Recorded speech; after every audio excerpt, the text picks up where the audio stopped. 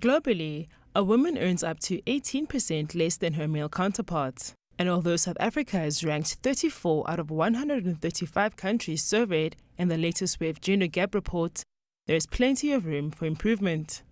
The gender pay gap now is about 18%.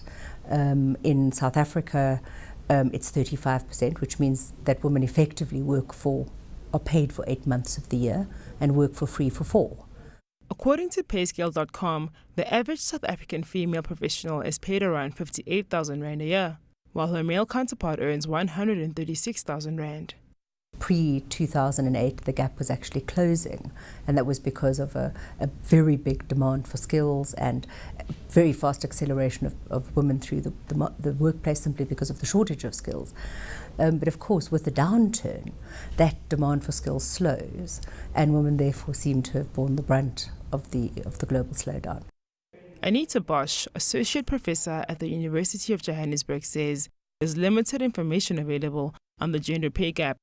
The gender pay gap does exist, and the pay differentials that is mandated to be reported in the Employment Equity Act is about a gender, so men and women, and for that data to be made publicly available, even in aggregated format, potentially could lead to conflict, and it opens up a can of worms. Other research shows that while women are paid less comparatively, the number of women in senior management positions has risen to 28% in South Africa. The number globally is less, at 24%. There's been some stagnation of women in business and the senior positions that they hold. The trends over the last couple of years are showing that women in senior positions are sitting between 25 and 28%, and that has fluctuated up and down over the last 4 or 5 years, but hasn't moved very much, which is of concern to us. Government policies have been put in place to encourage gender equality, but it's the implementation that is proving more difficult. The one thing that always comes to bear is that old boys club.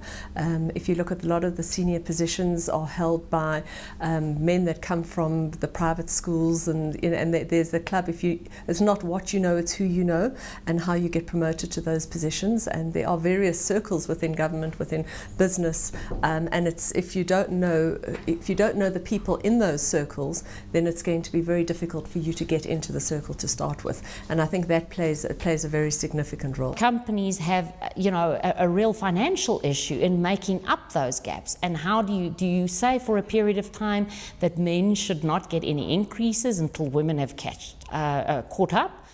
The root of the gender pay gap problem seems to be a historical notion.